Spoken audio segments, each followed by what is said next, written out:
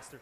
It's a shorter time, you can get a higher output. So by changing around the time, it allows the fighters to display different levels of explosiveness. So we're expecting maybe a fast start.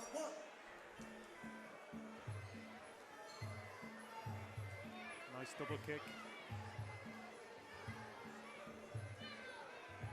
Nice evasive movement here from Byrne. It's great to see it's a C-class match, but the composure there is of two A-class fighters. They're very technical, standing their ground, just kicking and checking. You can tell how composed the fighter is by the fact that they don't flinch when the shot is coming towards them. They either slip or they counter or cover. And sometimes you can get fighters, I'm not too sure in this case, but you can get fighters that can go from A, maybe to take a break for a while, and they can come back and start back at C. Once everyone knows, both coaches know the records and it's all above board. It is quite common, you can move up and down. Generally you're moving up in an upward direction, you stay at A.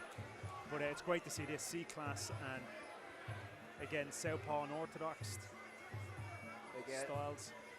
A C-class having such a high placement on the card as well. Yeah. Oh, that's a nice slapping shot. And I think sometimes I'm guilty of it myself. I can be swayed by the sound of a shot as opposed to the actual application of it. Absolutely. That was the instep of the foot slapping the face, where perhaps would have been more detrimental to the fighter if he had accepted the shin across the face. Yeah. And a great shot to show, because in training camp, you have to pick your sparring partners very carefully, and you generally don't have a lot of head kicks thrown at you in sparring. For hard sparring, but there is, more importantly for me, there was always a time and a place for playful sparring. Absolutely. Yeah. I think personally there's way too much hard sparring. It's disproportionate and counterproductive to performance. Speaking of hard shots, both these guys are unleashing. Byrne's been opened up on the nose a little bit. Again, just to reiterate, there are no elbows as this is a C-class bout. And that nose has really been opened up. Yeah.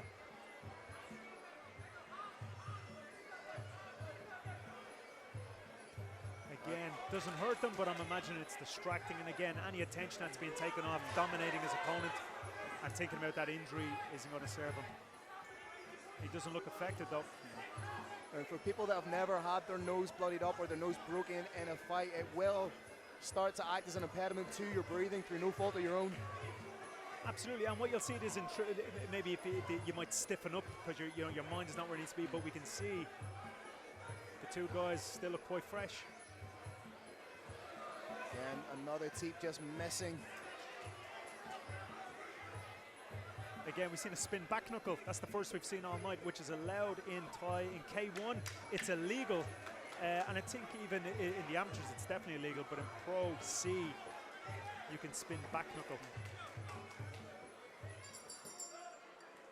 Top of the head, I'm more inclined to break your own elbow. So they usually come in at a slight angle, like a slapping, an inward slapping action with the elbow, which hopefully we might see one or two in the next one or two A-class bouts. Again, you can definitely see the changing in pacing between our last fight, that being the A-class pro, to now a C-class. A little bit more of a, not frenetic pace by any stretch of the imagination, but a calculated effort to get more out there in the 1.5 minute rounds. Again, I'm very impressed with how these guys are fighting into the C-class.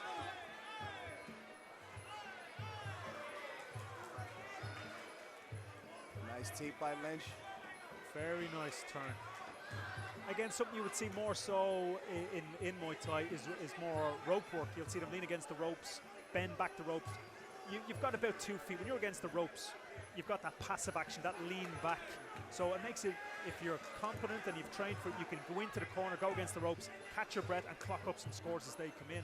I've seen a little bit of it here, but no one's really stead there. Byrne needs to be careful when he's evading the shots. The hands come down and the chin goes up ever so slightly. Yeah.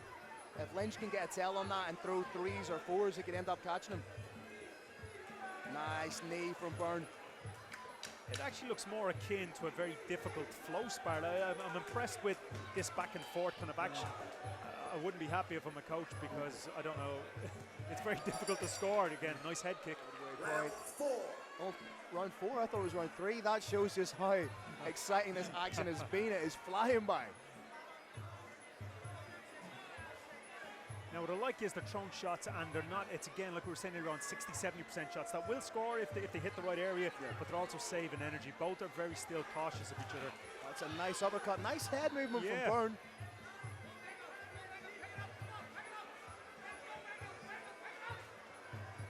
And he's throwing that teasing jab. If he can follow it up with a big straight. Again, very relaxed, very relaxed. They kind of want one of them now just to take it up every couple of shots and just whip in a very, very hard shot, a kick or a knee or one punch. Because at the moment they're all on one level. Both of them are operating on one level. It looks like a very, very difficult and very skilled spar. It doesn't look like a competitive bout.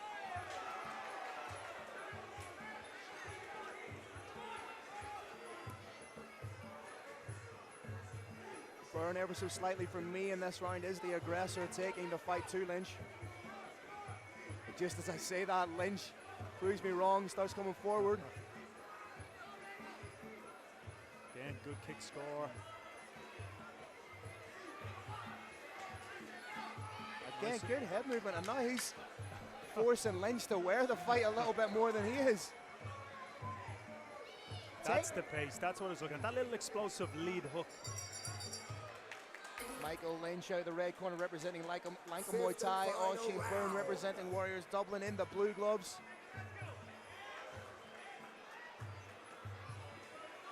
There's a nice popping jab that just completely stuns and stops the momentum of Lynch. In Thai boxing, we'll have that. You can hit that jab and you can have a jab that kind of stays out there. Now, I've talked about leaving shots out there, but if it's used to push them back to get another score, that's the one. He's using it very much like a launching pad, keeping it in the vision of his opponent and throwing the straight after. Oh, gets the head pop back there.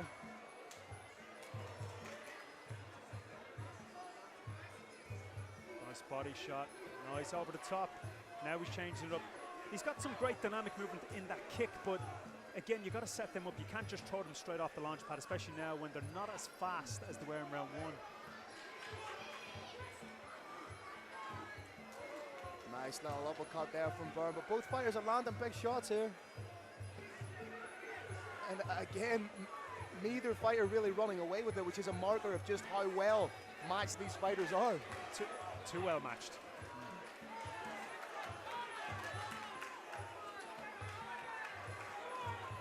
Coming up to the final 10 seconds. These 10 seconds could be pivotal.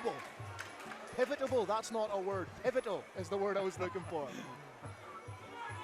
As you can let me away with this, is what, fight number 19, 20? After 5 great rounds, judges have reached a split decision.